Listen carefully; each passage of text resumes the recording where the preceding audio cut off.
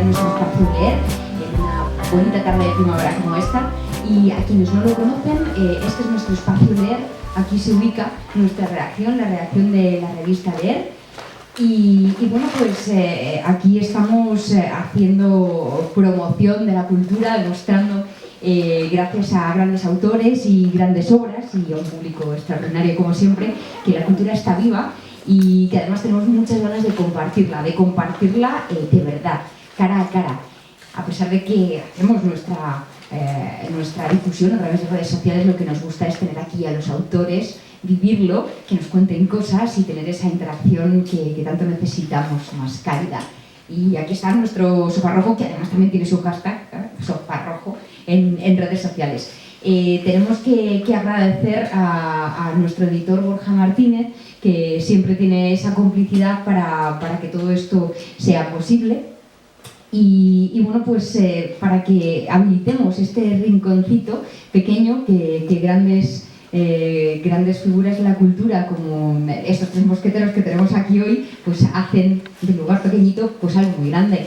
Damos la bienvenida a la dama primero, a Laura Pérez Bernetti. Pues sobran todas las presentaciones en este caso en el día de hoy. ¿Qué podemos decir? Pues gran ilustradora, una gran dama con mayúsculas del cómic en nuestro país, a Luis Alberto de Cuenca, que es pues, nuestro gran maestro, al que queremos pues, con el corazón tu así, amigo, querida Maika, tu amigo, a lo grande. Y bueno, pues al gran editor, a Jesús Ejido, que nos da unos alegrones de estas cosas que de repente tenemos esa avalancha nosotros de libros diaria, y hay algunos pues, que resplandecen con luz propia y además que así a la distancia uno ya dice, ese es un reino de Cordelia. Eso está clarísimo. Y es todo un mérito en los tiempos que corren. Pues tenemos aquí a este trío de ases porque vamos a contar un poco la historia. Un día muy bonito, en Cosmopoética, que era ya pues una temporada otoñal, tuvimos la gran suerte y el privilegio de compartir mesa con Laura. Y bueno, pues así, en plan distendido, dialogando, nos empezó a hablar, pero lo cierto es que nos enamoró cuando nos empezó a hablar de la poesía gráfica como género en sí mismo, y nos gustó muchísimo. Y ya para rematar nos dijo, tengo una cosa, dijo así como que os voy a dar en exclusiva el avance, voy a hacer esa poesía gráfica con los versos de Luis Alberto de Cuenca.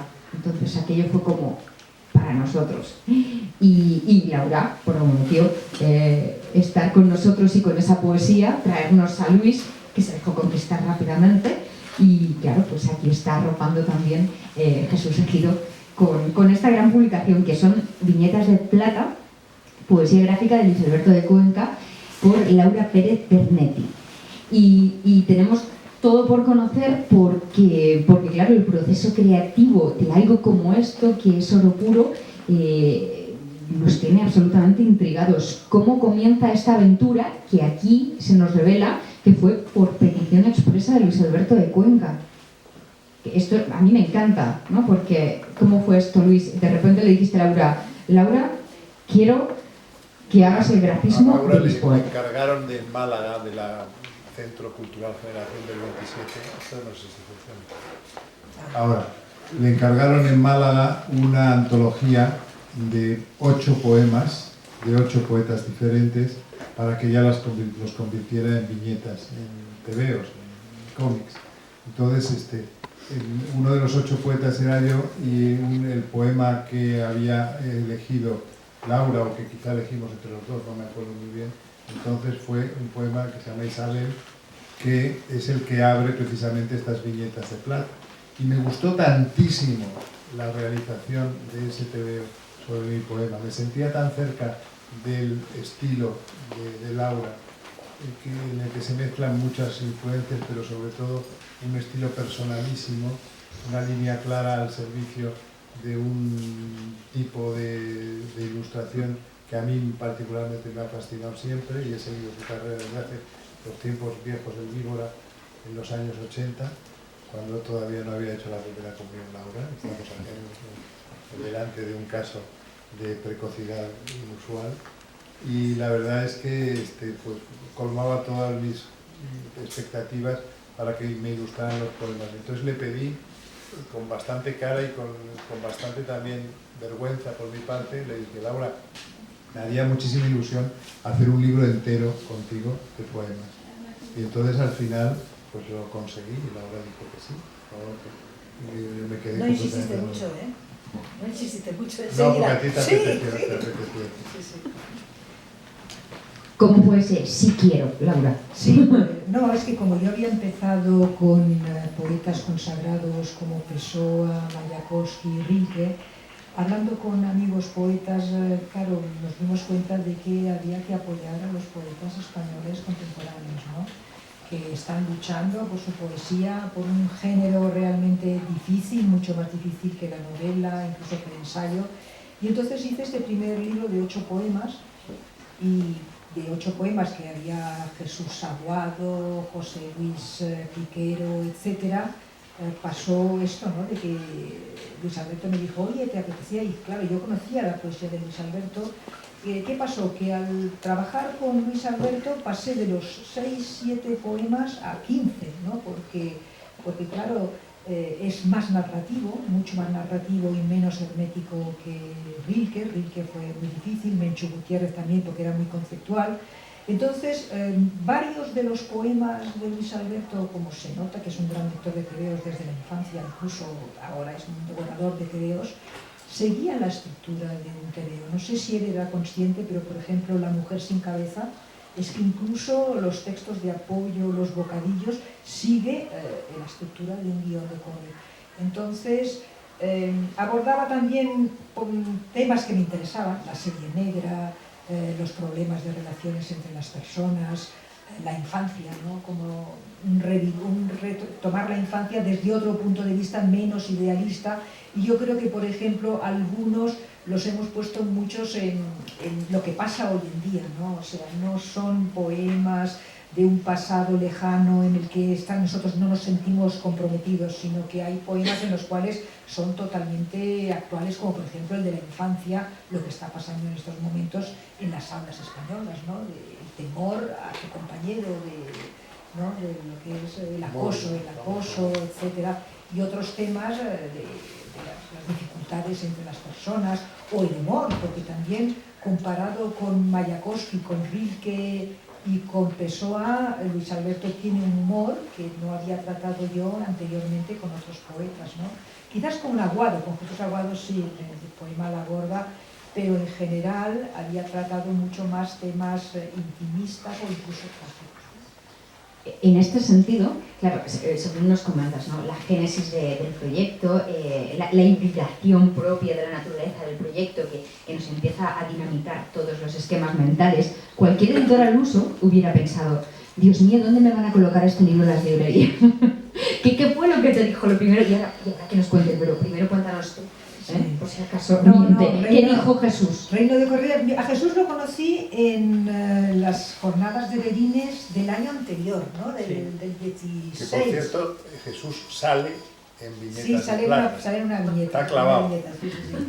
Y no digo la página, habla tuya. Sí, pues Jesús enseguida, o sea, yo pensé, uy, ahora el editor, 41, poesía, la página 41. Poesía y cómic, y no, o sea, Jesús ya en las jornadas dijo, oye, que estamos hablando con Luis Alberto, y nos puso, hizo una edición, ha hecho una edición muy hermosa, ha hecho una edición en cuanto al papel, en cuanto al diseño, muy hermosa.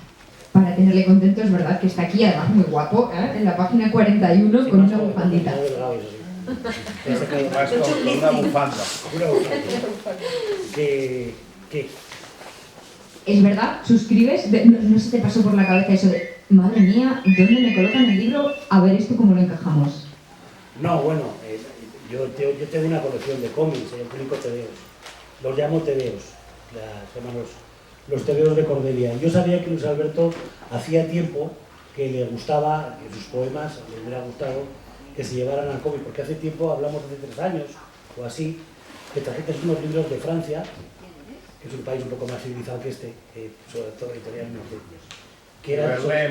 Sí. Petit se llama la editorial. Y entonces pensamos, pero era muy complicado, porque había que buscar un autor que se atreviera, y claro, ilustrar poesía yo creo que es muy difícil, aunque es verdad que la de Roberto es muy narrativa, porque es ilustrar conceptos, ¿no? Porque el señor Frodo, tú lo puedes poner un actor, lo puedes poner un dibujo, y ya te queda marcado el señor Frodo. Yo creo que si viera así lo que hace de Frodo, le miraría los pies al actor, si los tenía peludos, ¿no? Pero claro, ¿cómo pones, cómo llevas eso a la abstracción? Porque un poema a veces, en este caso menos, porque son muy narrativos, pero son más etéreos, ¿no? Y luego, claro, ¿a quién convences para que dedique una temporada de su vida a dejar de hacer ilustración o otro tipo de cómics más comercial para hacer cómics de poesía, ¿no? Pero cuando me dijo que Laura era torera valiente y que se disponía a ello, y me dijo Luis Alberto, ¿lo publicamos? Dije, pues sí, claro, lo publicamos con todo el cariño. Entonces, yo solo hice dos cosas. Una, que le puse el título, porque eso me gusta mucho. Cuando no tienen los pongo y cuando los que ya tienen, los suelo cambiar. Entonces, el libro que marca que corta la tradición poética que tenía Luis Alberto, de sus primeros libros, y que ya marca lo que va a ser su continuidad poética hasta ahora, es La caja de plata, y se me ocurría que Viñetas de plata. Y luego, por aquello de la novela gráfica, porque ahora a la gente le da un poco miedo hablar de tebeos, y habla de novela gráfica, que fue un truco de un editor americano, de Will Eisner, para intentar que los tebeos también se vendieran en las librerías. Era cambiar ese formato para intentar que tuvieran un punto de venta más digno, ¿no? Porque, si os dais cuenta, Alberto dio un informe, el mundo del cómic es mucho más primario en España que el mundo de la literatura. Ya es decir, o sea, el 65% de los españoles lo que leen son mangas o superhéroes, según las estadísticas. Entonces, pues se me ocurrió que ya que había novela gráfica, que era un modo de que entrara el cómic en las librerías, poner poesía gráfica, ¿no? Porque era lo que era. Y no intervine más, porque venía todo rodado. Y me hizo mucha gracia que la vuelta de tuerca que le habían dado Laura y Luis Alberto, a que no solamente fuera un cómic de la poesía de Luis Alberto, sino que además Luis Alberto pasaba a ser Tintín, o sea que se convertía en un personaje más del tebeo, con un montón de ilustraciones o de caricaturas o de retratos de él, y además en algunos de ellos comparándolo con un lobo, lo cual nos venía muy bien. Viñetas de plata, que todos sabemos que a los hombres lobo se les mata con balas de plata. Entonces ya estaba todo cerrado, no había que hacer nada. Está todo atado.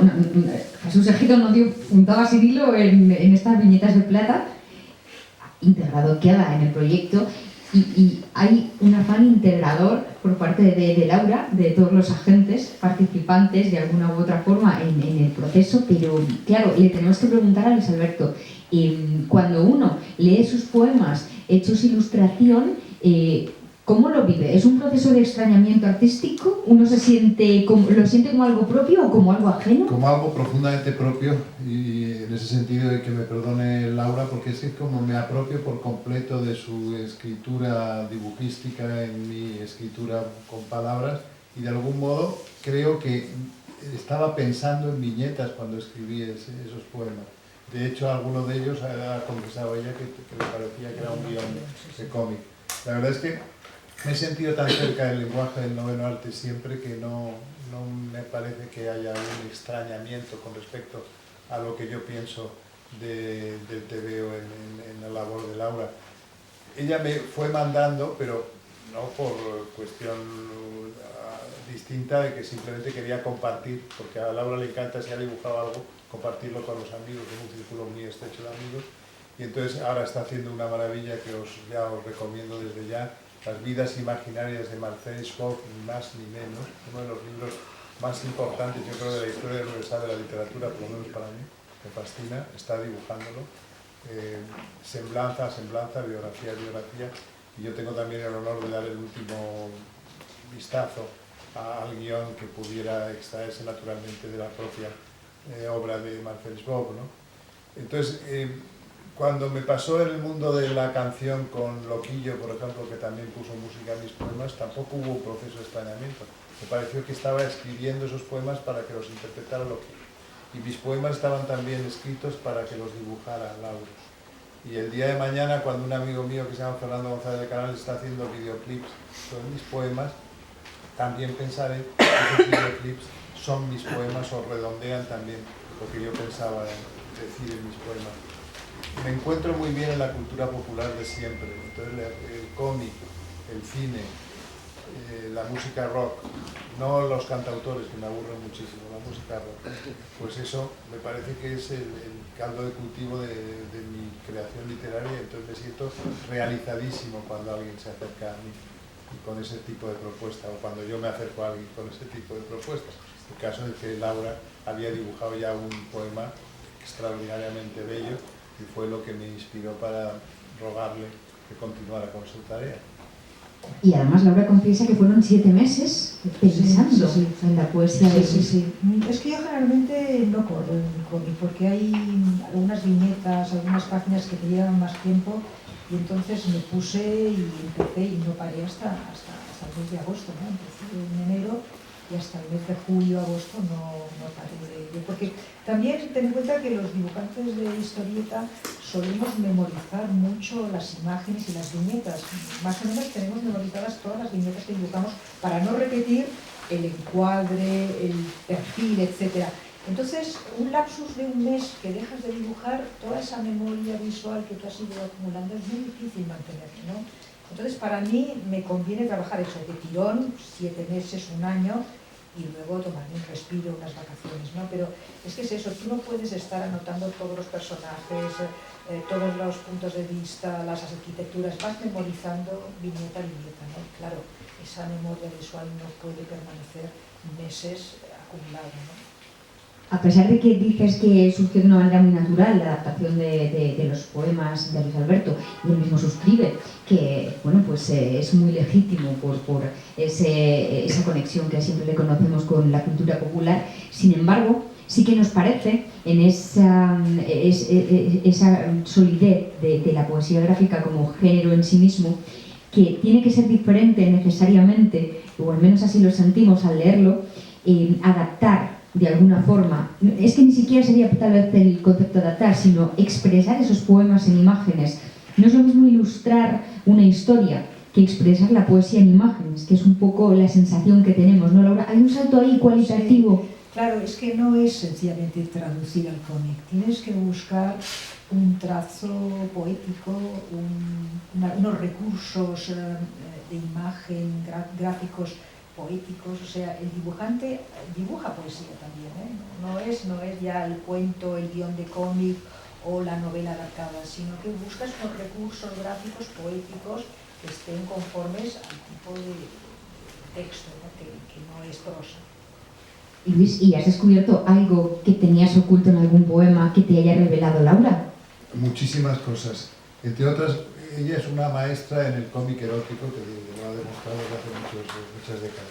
Y hay poemas que yo no creía que eran eróticos, que ahora sé que son eróticos porque me lo ha descubierto ella en su versión, de modo que estoy encantado con que esa visión, digamos, disfrutona de la vida y divertida y gozosa, que ella también ha prestado algún poema mío, como por ejemplo Fe de Rata. Fe de Rata es un poema que tiene una vertiente erótica que yo desconocía, pero me la ha descubierto. Estoy convencido que ella tiene razón y no yo cuando desconocía que era un poema erótico lo que estaba escribiendo. Y el editor, cuando vio esas ligas de escándalo, dijo, esto vende, ¿o no? No, a mí me da igual, yo lo voy a publicar de todas maneras. Yo soy de poco vender también, ¿no? Pero no, yo lo único que estuve muy de acuerdo fue que decidimos que al final, al margen de todas las historietas, bueno, de todos los TVOs o adaptaciones al cómic que ha hecho Laura, incluir todos los poemas, o sea, que la gente pudiera cotejar también por ella misma, pues si la visión del lector es tan erótica o no como la de Laura, no sea que Laura tenga alguna perturbación sexual de la que el lector carezca, pero eso es también para explicar cómo los poemas en principio son poemas y tienen unidades ínfimas de significado que son los versos, porque lo que hace Laura y hace muy bien, algún técnico en poemas me ha dicho, ¿cómo? Qué pena que ha roto el verso, porque como no tiene más remedio que romperlo porque ya está utilizando ese material de palabras que yo tengo en verso como le da la gana para distribuirlo en viñetas. Entonces quiero decirte que yo creo que era muy buena idea la de incluir los poemas originales al final. Claro, es que yo insisto, El Señor de los Anillos pues puede ser Gandalf, un actor u otro, pero tiene que tener el pelo blanco y va con un gorro blanco, ¿no? Porque es, o gris, y melena y barba, y tiene que ir a caballo. Pero claro, hacer un cómic de un poema, claro, tú tienes que, aunque sean muy narrativos, como toda poesía de Luis Alberto, pero es poesía, tú tienes que interpretar mucho, entonces haces tu propia interpretación, que está bien y que a todos nos ha gustado mucho porque es muy difícil, ¿no? Y ver cómo además, cómo coincide el poema, lo que es el texto del poema, con la página de viñetas de Laura. Tú puedes leer el poema leyendo el cómic, ¿no?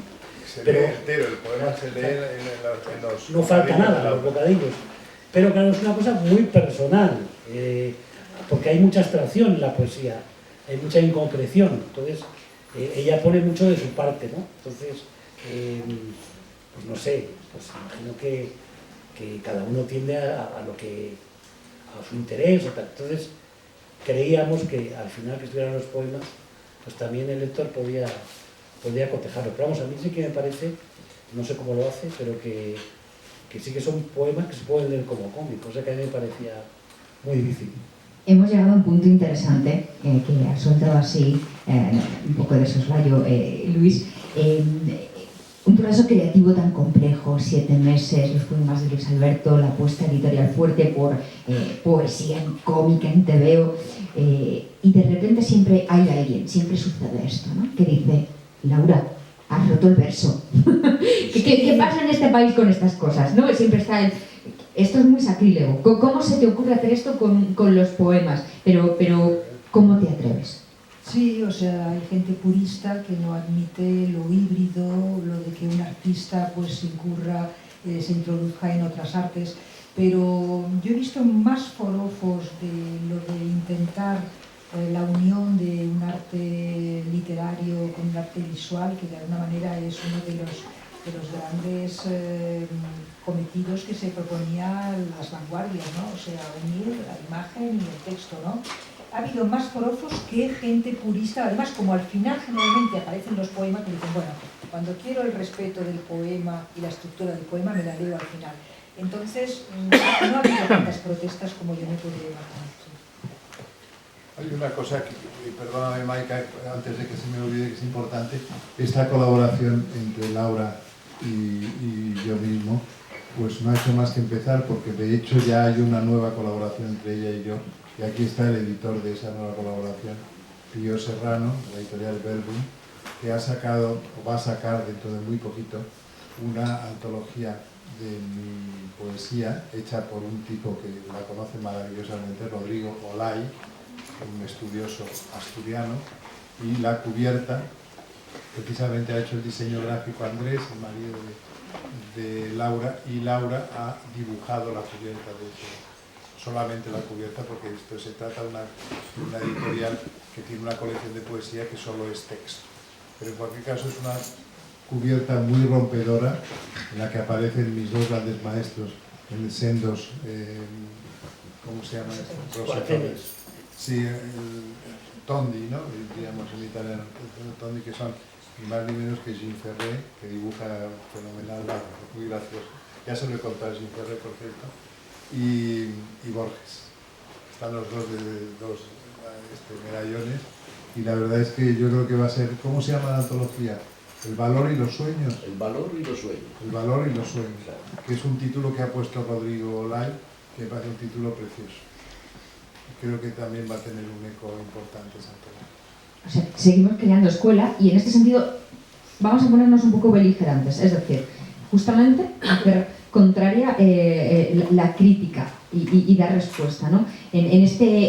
Hasta culturetas, en este tiempo de posmodernidad que todo se atomiza, la tendencia que deberíamos hacer ¿No sería justo la contraria y hacer integración? Que eso sería en el fondo, ¿no? Hacer pensamiento humanista de verdad. ¿No deberíamos hacer fuerza justamente en esa hibridación y en ese juntar de las artes para crear y generar cosas? Vamos, el dividir vencerás de toda la vida, justo al contrario, ¿no?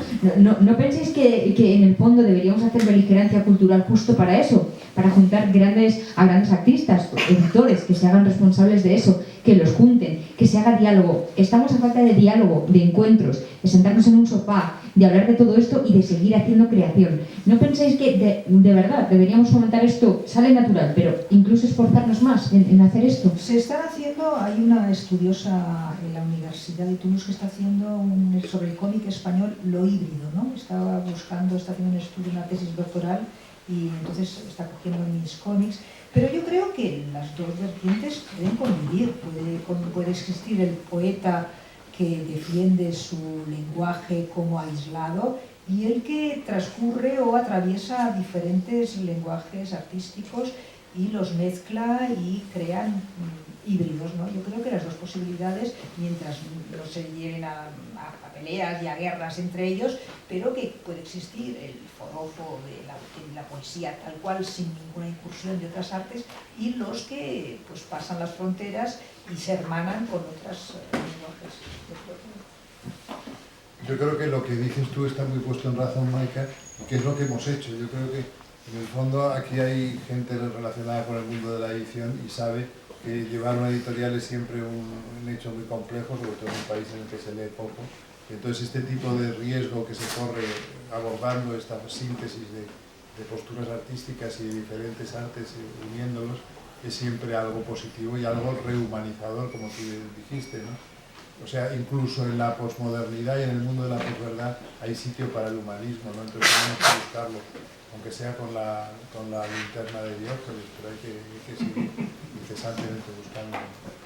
Jesús, te cae a ti directamente la responsabilidad de todo esto. No, yo... El humanismo sobre tus hombros. No, a mí me parece que es muy divertido hacer esto. Yo hace años que quiero hacer un libro con Federico, ya lo sabe, ¿no? Y también que... El problema es que es muy complicado porque en España las tiradas son muy pequeñas. Eso significa que la rentabilidad que puede tener tanto el autor como el editor es muy pequeña, ¿no? Entonces, claro, pedirle a alguien que se tiene siete meses dibujando o te hace ese regalo esa persona, o si no es complicado. Pero vamos, yo me meto en muchos berenjenales, ¿no? Ahora hemos sacado un poeta en Nueva York, hemos dado por Fernando Vicente y he hecho muchos libros ilustrados. Hicimos un Mano precioso, un Macbeth, con una traducción magnífica de Luis Alberto y con Raúl, que además Raúl Arias nunca había hecho nada de ilustración más que prensa de periódicos, ¿no? Entonces a mí me encanta siempre meterme en barros y cosas. Ahora es un libro que no sé de qué va, pero sé que está haciendo unos textos como si fuera un evangelio, Óscar Esquivias, y aparte dibujándole Miguel Navia, en fin. Ahora con otro tengo un libro que es como una especie de atlas de palabras. No, estamos siendo metidos en muchas cosas, y yo creo que lo divertido de esto es hacer cosas y jugar y proponer, seguir caminando y pasártelo bien y proponer también relecturas, porque tú también eres de recuperar textos importantes. Estoy pensando en ese proyecto que tienes ahora del Cantar de los Nibelungos, que es otra de las joyas de la literatura universal. Sí, bueno, intentamos conciliar lo que es la editorial con obras ilustradas, que puedes producir al año 3, 4, 5, no muchas más, con literatura actual, porque yo creo sí que hay que publicar autores españoles o en español de ahora, que estén vivos, porque no todo va a ser para los nórdicos, ¿no? Y luego también recuperar clásicos pues contemporáneos y no contemporáneos, ¿no? Ahora, por ejemplo, acaba de publicar en el acantilado Luis Alberto una traducción ya clásica de él sobre los reyes de María de Francia, que es una maravilla del libro, que siento muchísimo que se me haya escapado, ¿no? O sea, que hay cosas muy interesantes. Yo creo que esto es como tal y como lo estudia la literatura, que es como vitalmente, ¿no? Que no hay épocas. Lo que es bueno... es contemporáneo. Claro, que es bueno, no estoy de acuerdo con lo que estudia la literatura, pero es verdad que lo que es bueno es contemporáneo, ¿no? Es antiguo el Quijote, ¿no? Mucho más moderno que el 95% de novelas que aparecen. ¿Los Leyes de María de Francia son antiguos? No, y sin embargo seguramente la última novela que vemos de novedad, pues a lo mejor es más antigua. Pero en fin, a mí lo que me divierte es hacer cosas y juntar cosas, y sobre todo hacer cosas que no están hechas o darles una vuelta. Y luego me gusta enredar con papeles y encontrar papeles que huelan bien y que impriman bien. Y, en fin, me gusta el objeto, me gusta que... Pero vamos, yo no soy el importante en este caso es Laura y Luis Alberto. No, es Laura lo que intento es que aquello quede lo mejor posible. Y luego, por otro lado, dentro de la miseria de este país, el libro ha tenido muchísimas críticas muy elogiosas y no le está colocando mal, hombre, no es Mortadelo, pero en fin, tampoco es Filemón, pero bueno, ahí está el hombre defendiéndose. Síguete uno de ellos. Sí, mis amigos poetas dicen, pero bueno, mis libros de poesía ni una crítica, y con 14 críticas, dicen, pero no se lo pueden creer los poetas, dicen, pero ¿cómo es posible que Oye, cómic te habrá y la llovido, poesía... por cierto, te habrá llovido una cantidad de ofertas impresionantes. Sí, todo, tengo un todos estante los poetas de España quieren ahora que los dibuje Laura. Pero bueno, sí.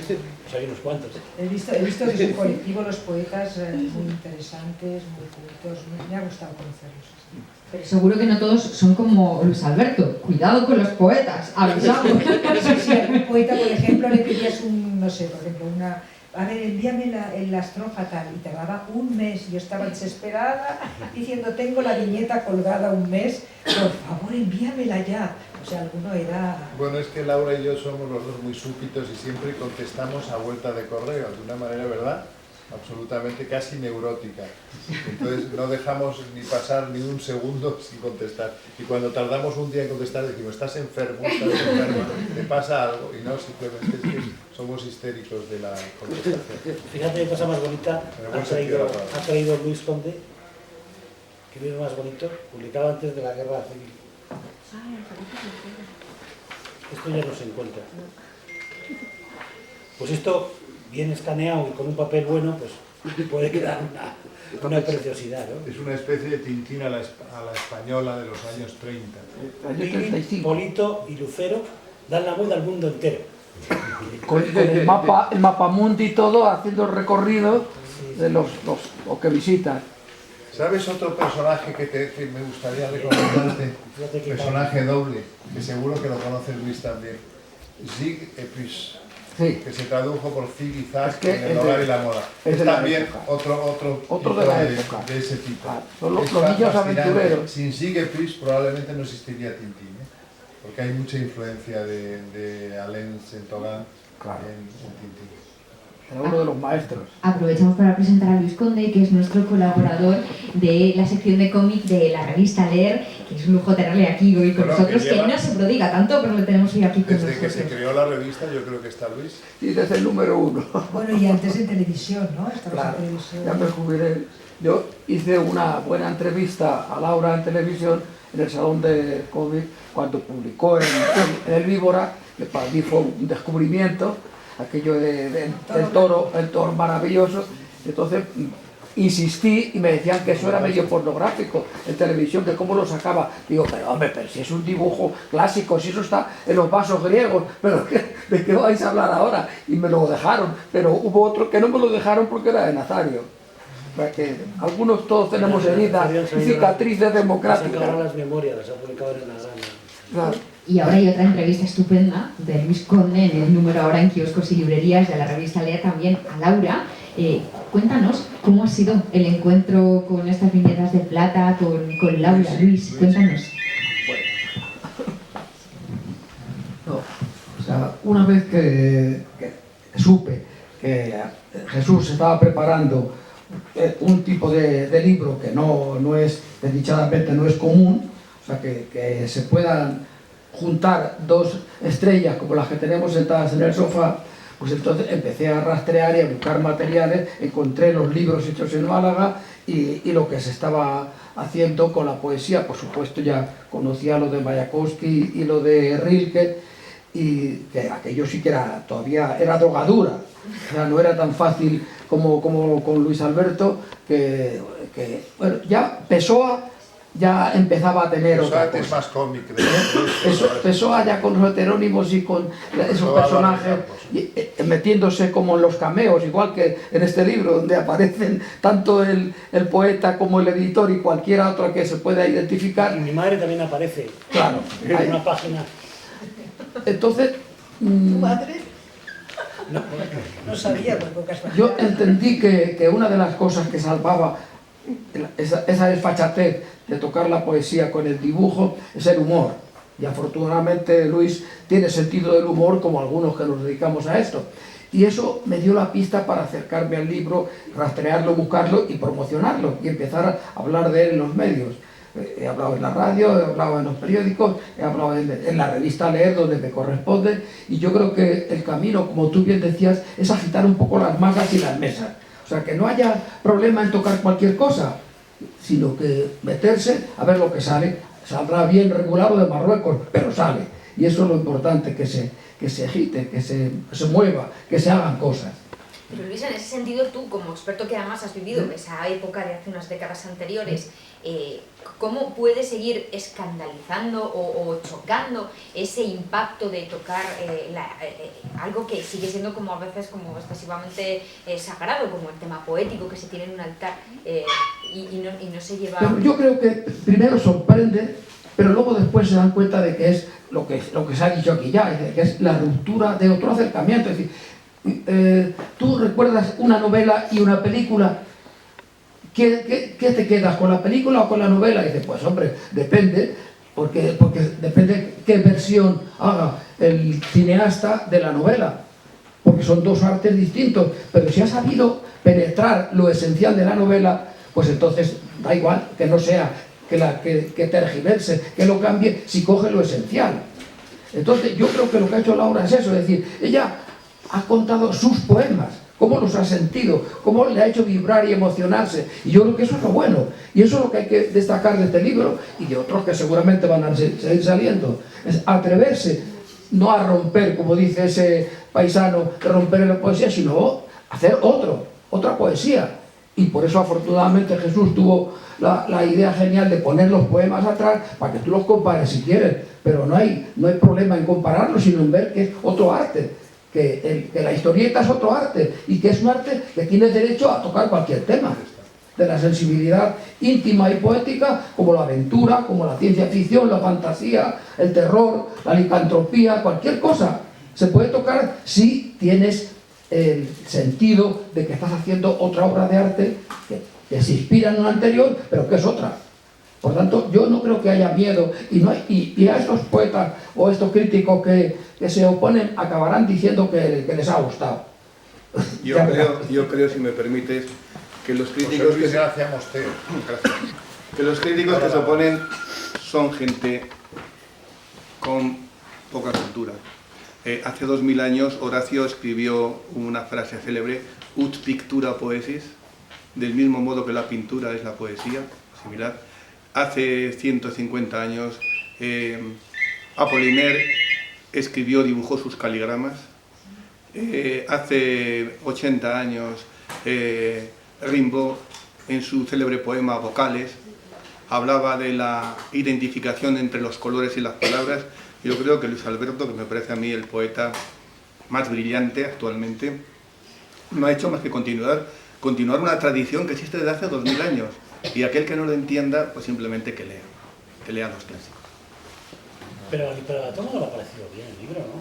Yo creo que sí, yo creo que lo que hay que hacer es que no tener nada en el altar. En el altar a lo mejor hay cosas que hay que tener, pero no tiene nada que ver con la creación artística. La poesía no tiene por qué estar en un lugar más allá del mundo, fuera de la folclore, de la realidad. La poesía es realidad, es cotidianidad, es estar aquí con vosotros ahora. Esto es un poema también. Entonces, ¿por qué no va a pasarse a las viñetas? Yo no creo que haya habido una contestación. No, hombre, a lo que hablábamos antes, el problema es que si en lugar de ser un protagonista es la Capitana América, pues a lo mejor hubiera vendido Por más. cierto, yo tengo los gemelos que me regalaste en Capitán América.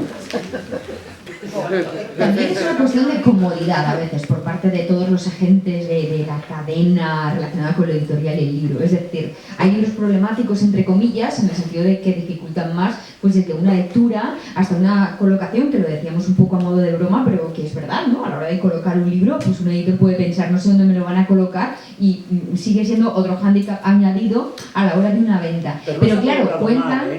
Y además en las librerías de cómics está.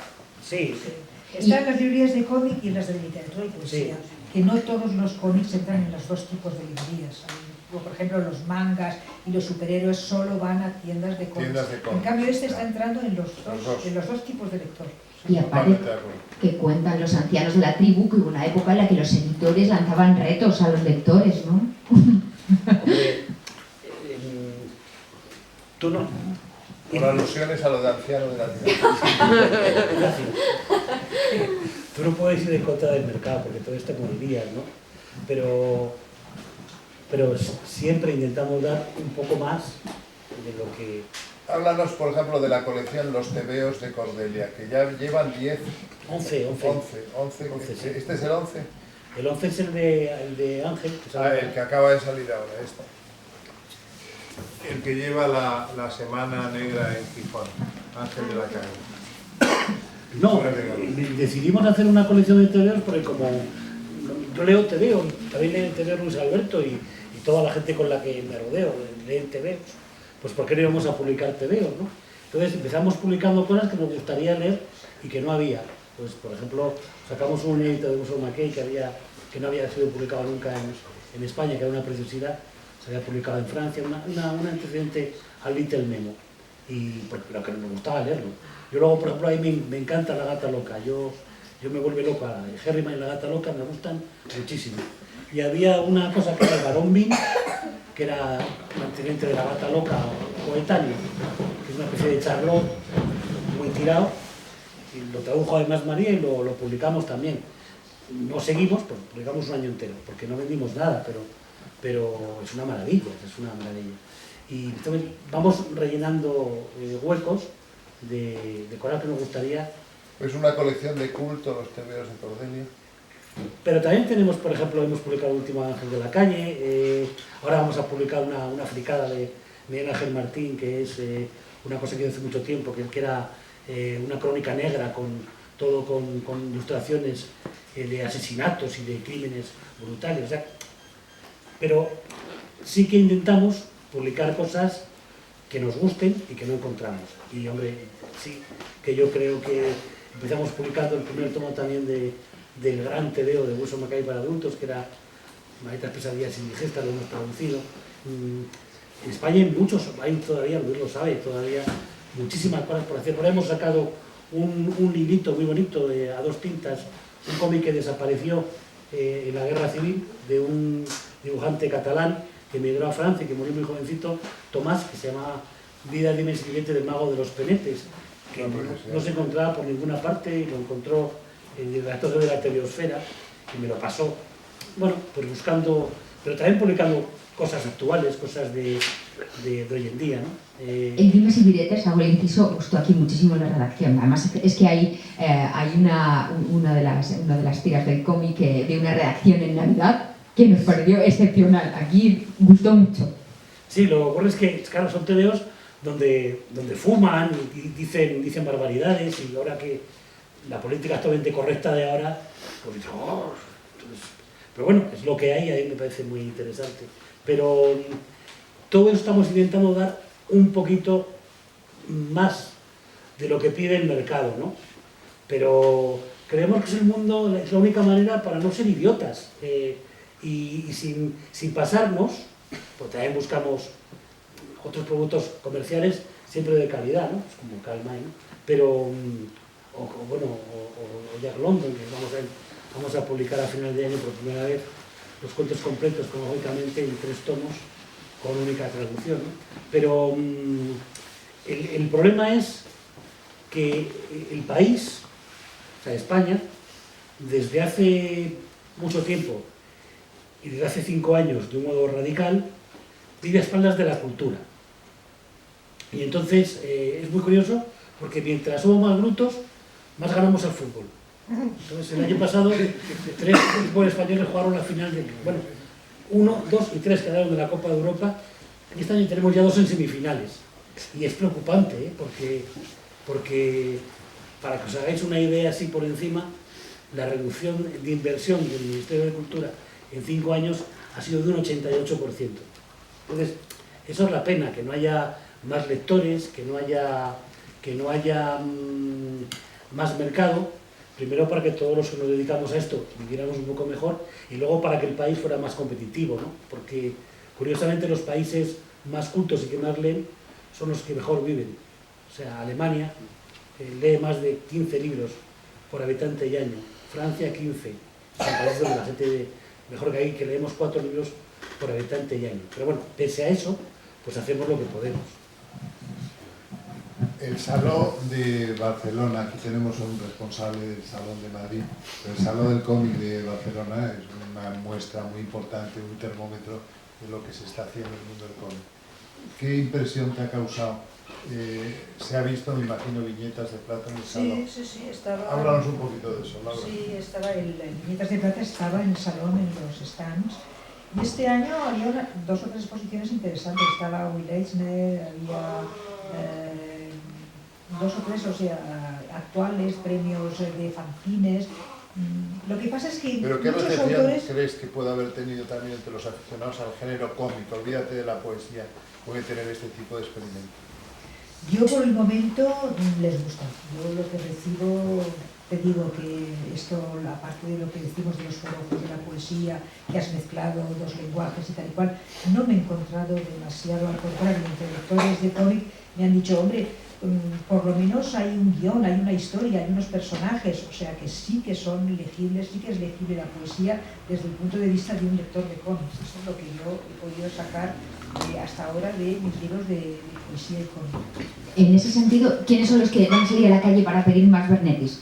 ¿Los de poesía diciendo, venga, al cómic, o los de cómic diciendo, coge poesía? ¿Quién? Hombre, es que yo he encontrado muchos poetas que, bueno, que el cómic, que se pensaban que era solo manga y superhéroes, han descubierto que es interesante. O sea, no solo han sido los lectores de cómic que han dicho, pues la poesía es muy actual y muy interesante, sino que los mismos poetas tenían muchos un concepto del cómic como algo totalmente vasto y de interés, y que se han acercado gracias a estos libros. ¿Sí? No solo ha sido de parte del lector de cómics. Pero yo creo de todas maneras que en general los lectores de cómics serán más generosos con nuestros libros que los poetas. Los poetas lo único que quieren es que les ilustren a ellos. Claro, no me imagino ya a muchos poetas comprando este libro, ¿sabes lo que te quiero decir? Me imagino más a lectores de cómics abriéndose un poco al ámbito de la poesía. El mundo del cómic es más generoso que el mundo de la poesía, creo yo. Hombre, yo lo que veo, a mí lo que me ha interesado siempre el cómic desde los años 80 es que es un arte muy joven, y por lo tanto tiene menos prejuicios de los que da de alguna manera el academicismo, es muy poco académico, ¿no? Entonces rompe moldes, investiga, es más irreverente y menos respetuoso con siglos de cultura, ¿no? Es más joven, ¿no? Y por lo tanto se le puede achacar, oye, te faltan unos cuantos siglos, como la arquitectura o la poesía, etc.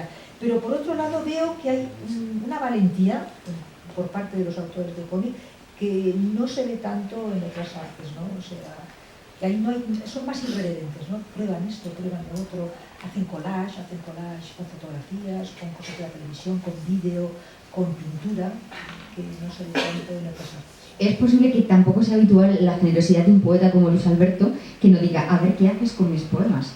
Que sería lo primero, creo que va a ser lo primero que lo primero que diría cualquier poeta, ¿no? A ver qué haces. Enriquecerlos, en mi caso, lo que ha hecho es potenciarlos, profundizar en ellos, darme lecturas nuevas que han enriquecido mi visión de los mismos. En fin, solo puedo tener palabras de agradecimiento. En este caso nos encontramos con 3 grandes personalidades en el mundo de la cultura, en las que, bueno, pues el oficio está por descontado. Pero es verdad que en este caso se unen 2 factores importantes que son fundamentales, que son el estilo de vida y la vocación en relación a la cultura. Y decimos esto porque posiblemente en 3 personas como Jesús, como Luis, como Laura, lo más fácil sería en este punto de la veteranía vivir de las rentas, ¿no? Y sin embargo os metéis en estos embolados increíbles de juntaros, de debatir, de hacer diálogo, de lanzar un reto, sin perder la capacidad de jugar. Sois estupendos, ¿no? ¿Esto cómo lo vivís? Contándonos el secreto de la eterna juventud. Yo creo que, yo no sé lo del secreto de la eterna juventud, pero precisamente porque no podemos vivir de las rentas es por lo que empezamos a si pudiéramos vivir de las rentas, te aseguro que probablemente se nos embotaría el ingenio y la inteligencia, o por lo menos a mí, y viviría pues a la Grand du Monde, como dicen los franceses. Yo si me tocara la lotería, no haría nada. Iba a hacer un libro, ahorita la cantaba, yo no... Se acababa. Eso sí, vas a comprar los libros que te apetecieran, sí, los TVOs que te apetecieran. Es que me diera la gana. Yo creo que me aburriría mucho, no sé, es que me da la sensación de que me amodorraría y que tendría otro tipo de amigos, y otro tipo de relaciones y otro tipo de vida que seguramente sería menos apasionante. No nos engañéis. Yo creo que de los 3, Laura es la que seguiría dibujando, a pesar de que tuviéramos artistas. Podía ser más cómodo todo, podíais tener una visión mucho más cómoda, estar muchos más acomodados y sin embargo seguís ahí investigando, seguís pues eso, haciendo de la cultura un desafío constante. ¿Qué es lo que veis en esos jóvenes que tienen que recoger el testigo? ¿Están siendo receptivos? Lo que hay que decir, o son más tradicionales, es decir, ¿están siendo receptivos a los desafíos que estáis lanzando desde este punto? Yo tengo alumnos de unos 25, 28 años y les interesa muchísimo la poesía, ¿no? O sea, hay muchos de mis alumnos que escriben poesía. Yo creo que es una generación que va de los 25 a los 35, que sí que apuestan por el cómic y poesía, y además como es gente joven, no tienen tantos reparos a las mezclas de las artes, y veo eso sobre todo, cosa que he descubierto, que es una generación que vuelve a la poesía. Yo la idea que tengo de la juventud actual es la misma que podría tener de la juventud de hace 50 años, hace 3.500 años. Pienso que todas las generaciones son muy parecidas y que creo que también esta generación última está llena de inquietud y pues, por supuesto tendrá siempre personas adocenadas sin interés y habrá otros que sí tengan interés y quieran investigar en todo ese tipo de temas. Siempre es el individuo el que marca la tendencia, no la generación. Sí, yo también creo un poco lo mismo que Luis Alberto. Yo creo que no hay diferencias. Los viejos creemos que los que vienen atrás son peores, pero para que se jodan. Y nosotros, pero vamos a morir antes. Y al revés, ¿no? Pero, no, hombre, yo no sé por qué, pero desde que era pequeñito tuve una cosa que para mí ha sido el motor de mi vida, que es la curiosidad. Yo soy muy curioso y me gustan las cosas y me apunto a lo tuyo. Me pasa que nos gustan los muñecos, los libros, y el cine, y las bicicletas, y la pornografía, y en fin, todo. Y todo lo que engorda y produce colesterol. Si lográramos conseguir que la gente joven tuviera esa curiosidad, o sea, administrarla masivamente, pues sería mucho mejor, ¿no? Pero mi experiencia con la gente que trabajo más joven que yo, que no son muchos, algún becario que vienen de universidades que he tenido, o ahora estaban haciendo la revista Prótesis con David Panadero, que vamos... Tienes una novela en tu mesa estupenda de David Panadero, te la recomiendo mucho. Los viejos papeles. Sí, Los viejos papeles, la adoro. Presenté la primera edición de esa novela. Pues yo creo que hay gente muy interesante y con muchas ilusiones y con mucha ganas de hacer cosas, ¿no? Tal vez el ambiente que teníamos, yo creo que en la época de los años 80, ¿no? En la época, lo que ahora llaman la movida, yo creo que por la muerte de Franco, ¿no? La ilusión que tuvo el país cuando de repente tuvo la oportunidad de acceso libre a un montón de libros y a la cultura, fue la época en la que apareció el cómic, Totem, aquellas revistas de aquel argentino, yo creo que eso se ha ido desvaneciendo, ¿no? Porque se ha apostado por otras cosas, se ha apostado por hacer más kilómetros de AVE y por eso se ha apostado menos, pero yo creo que no es culpa de la gente, y la gente joven, pues, yo creo que es pues como éramos, hay de todo, ¿no? Hay más tontos, más listos, más inquietos y menos inquietos. Pero yo los que han trabajado conmigo, la verdad es que a mí me divierten mucho y me lo paso muy bien con ellos y bueno, hemos hecho ahora un libro con María Espejo, que es muy jovencita. Cuentos de Poe. Un libro que ha hecho la selección Luis Alberto, de 10 cuentos de Poe, lo ha pasado de maravilla, porque otra cosa que me llama mucho la atención es que conozco a muchos editores y muchos ilustradores que cuando hacen un libro sufren muchísimo. Yo lo siento, pero me lo paso como Dios, o sea, yo no tengo ese problema, yo me lo paso bien. Para sufrirlo, prefiero dejarlo, ¿no? Y la gente joven, pues muy bien, y además aprenden muchas cosas y te da mucha envidia. ¿Has sufrido poco, mucho, nada en el proceso creativo de trasladar a ilustraciones los poemas de Luis? No, con Luis, como tiene humor y tiene muchos temas y cambias o sea, cada 6 páginas, 7 páginas cambias era muy entretenido y es muy divertido. Otros, por ejemplo, Rilke sí que fue muy duro porque era muy hermético, pero bueno, yo creo que la creación tiene eso, ¿no? A veces es dolor, a veces es alegría y por eso te lo pasas tan bien, porque la vida es un poco de todo, ¿no? Y tenemos a 2 niñas maravillosas, pequeñitas, que nos podrían decir qué opinan del futuro. Ellas sí que son futuro. Que no entienden muy bien lo que me estáis hablando. Entiendo perfectamente que lo entiendan. Lo normal para 4 y 6 años. Pero vamos, tienen mucha curiosidad, con lo cual me voy muy tranquila. Tienen la edad de mis nietas. Pues eso es lo fundamental. Encantado de verlo. Fíjate, he estado estos días, tenemos un amigo común, que es Jorge Edwards, que tiene un montón de años, tiene todos los años que te dan y luego los que tú puedas comprar. Y es un tío con una gran curiosidad y siempre quiere hacer cosas, siempre me está contando proyectos, de repente dice, pues no, yo creo que no me va a dar tiempo, pero lo maravilloso es que aún tiene curiosidad y quiere hacer cosas. Es que la curiosidad, los que la tenemos como uno de nuestros principales vicios, se acabará con nuestra vida en un momento antes. Si no hemos perdido capacidad de asombro, si no hemos perdido capacidad de asombrar, ¿qué nos falta? ¿Nos falta un poco de apoyo de fuera para tener más visibilidad entre tanto estímulo y tanto impacto que tenemos?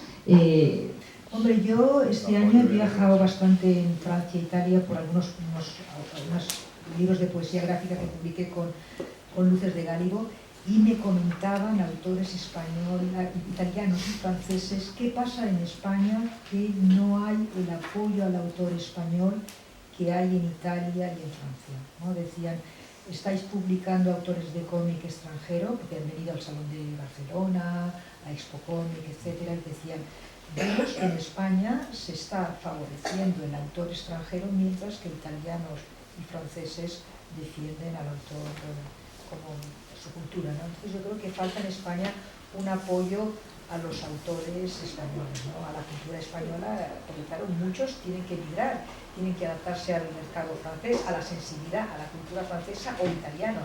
Entonces faltaría eso, ¿no? O inglesa, entonces falta eso, ¿no? ¿Por qué tienes que cambiar tu sensibilidad y tu cultura cuando lo que tienes que hacer es defenderla, ¿no? Y crear creadores realmente de nuestro país, ¿no? ¿Nos falta sacar pecho un poco? ¿Por qué? Yo creo que falta un apoyo, sí. Hombre, lo que ha dicho Jesús es evidente, los números no mienten. El apoyo a la cultura ha disminuido muchísimo en los últimos, yo diría que incluso con el comienzo de la crisis del año 2008, a partir de entonces, disminuye de una manera vertiginosa hasta acercarse al 100%, que estamos en el 80%. 88%. Entonces eso es evidente que hay que apoyar la cultura, y eso no es cultura del pesebrismo, hay que distinguir. Eso es simplemente infraestructuras que permitan que los creadores pues tengan más claro el camino para llegar a los consumidores de sus productos, pero sin que eso signifique que haya que publicarlo cualquier cosa, como en algunas autonomías españolas, que por el mero hecho de escribir en una determinada lengua pues ya tienes la posibilidad de publicar. Hay que ser muy férreo en los filtros, pero en cualquier caso hay que apoyar la cultura. Hay que invertir más en cultura, sobre todo en un país como España, en el que fundamentalmente somos cultura, ¿no? Somos una de las grandes culturas del mundo, la cultura en español, ¿no? hablar de esto siempre es como llorar, entonces da un poco de rabia porque luego las niñas no solamente no lo van a entender, sino que lo van a coger mal. Pero no es un problema de los políticos tampoco.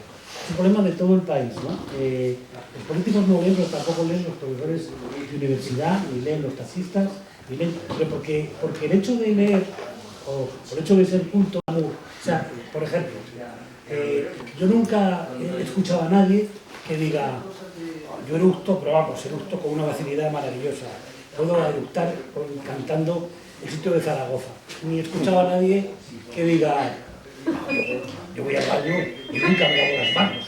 Bah. Pero sin embargo estoy harto de escuchar, yo no leo nunca nada.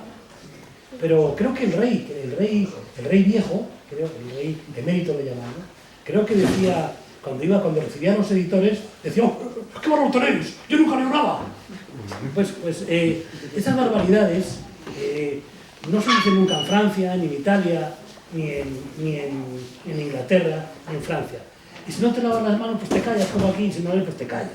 Pero no presumes de ello. Entonces, socialmente, el mundo de la cultura, el mundo del tebeo, el mundo de los libros, el mundo del arte, el mundo de... Bueno, el Prado un 60% se autoabastece. ¿Qué hombre? 70.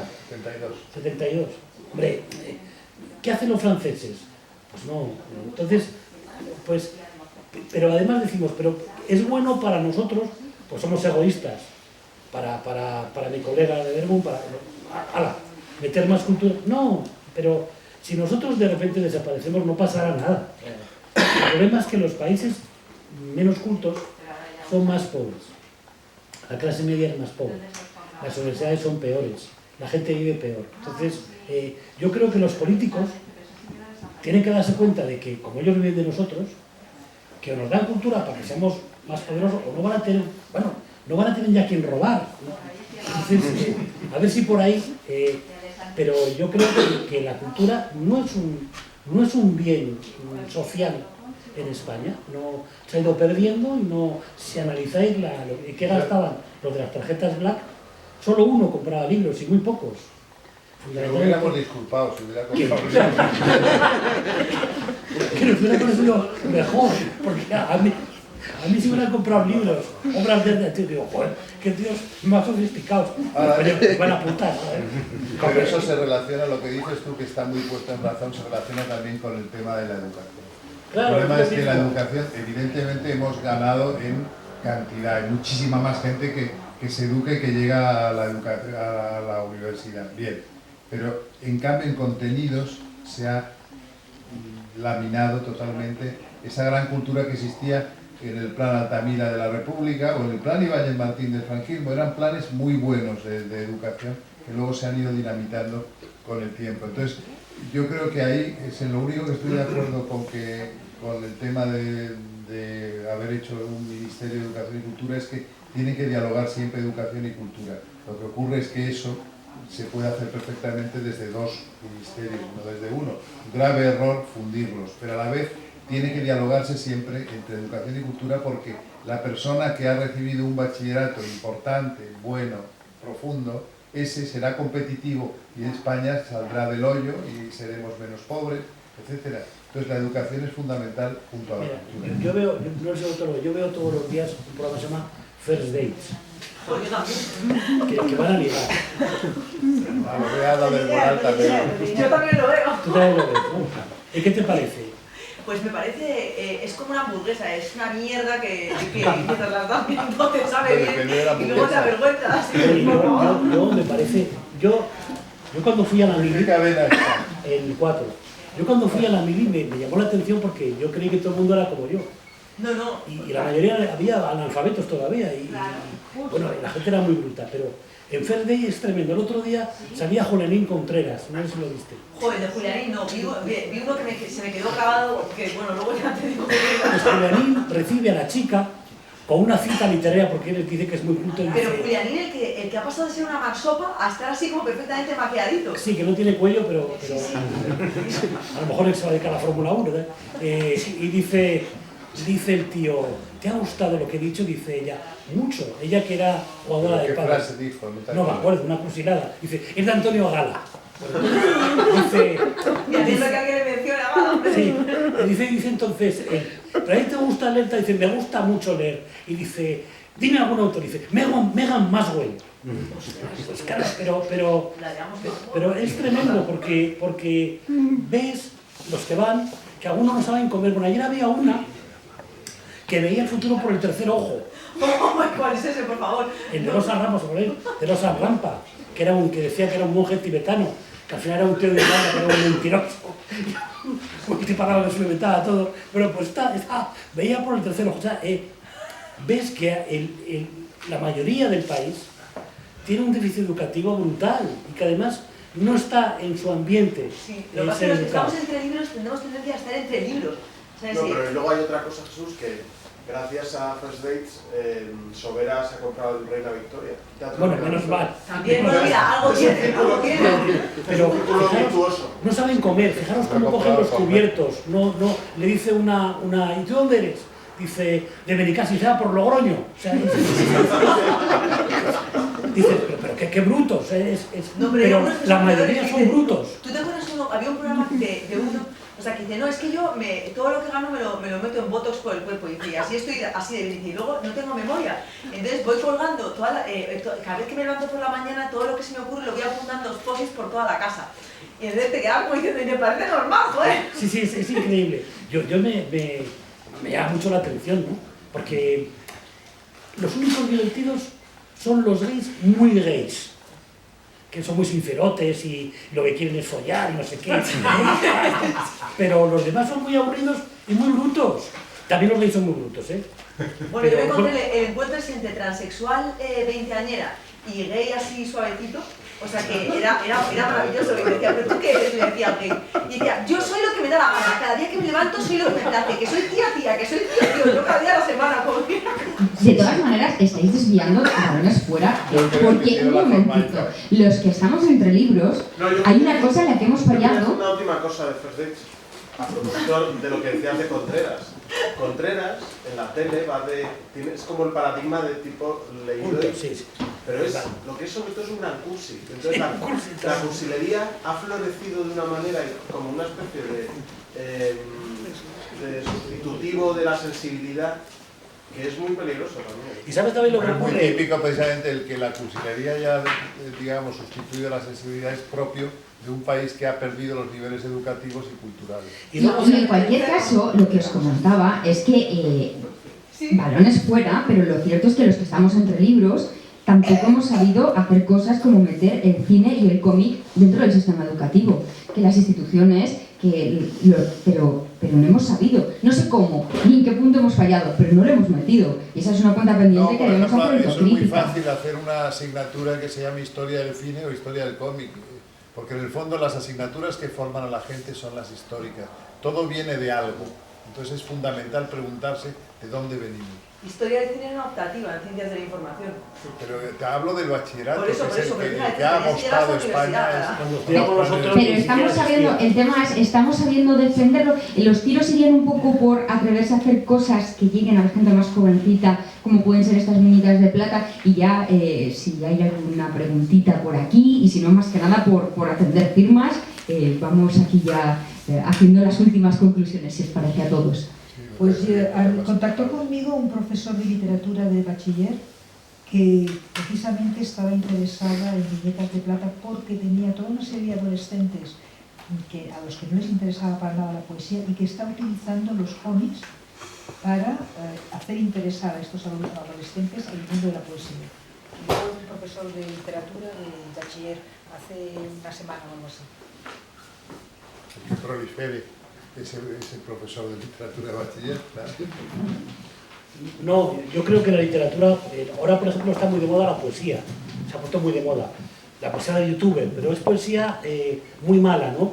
Es poesía casi de Sabina, de cantautor, de sonetero, pero eso es porque la poesía de verdad, quitando secciones como Luis Alberto, es que ya habla de cosas muy raras. Y lo que quieren también la gente joven es leer cosas de amor y todo, al final lo que consumen es una poesía cursi. Pero bueno, Luis Alberto, por ejemplo, tiene una poesía amorosa maravillosa y muy cínica y muy divertida y muy romántica, ¿no? Pero claro, como también la cultura, como es minoritaria, se ha hecho estructuralista, se ha hecho una cultura pedantona y como para la mafia elitista, para la mafia de los cultos, tal. Entonces, claro, la gente se aburre y acaba leyendo pues todos estos youtubers tal, que luego van a la feria del libro, que tienen esas colas tan grandes y que luego se insultan. Sí, pero un dato, y es que haciendo un programa Periscope precisamente para la literatura para gente, o sea, de 20 años para abajo, el único poeta que conocían era Luis Alberto. Claro, porque es muy divertido. No, pero es que es cierto que hay poetas, yo incluiría por ejemplo a gente como Carmelo Iribarren, el poeta donostiarra, que también tiene muchísimo gancho, pero a gente joven. Aguilar, por ejemplo, lo comentaba con Maika hace poco, tiene una colección ahora de poesía en la que ha incluido a estos parapoetas, diríamos, que venden 50.000 ejemplares o 60.000 y que cantan también, etcétera, y a la vez nos ha pedido un libro a Carmelo Iribarren y a mí, lo cual yo creo que está muy bien, en el sentido de que hay que publicar también allí. En cualquier parte, digamos que digna, es bueno publicar, y la compañía da un poco igual, luego que habrá gente que sabrá discernir entre bueno, al menos te contará y dirá, oye, esto suena diferente, ¿no? El grano son ellos y la paja somos nosotros, ¿no? No creo.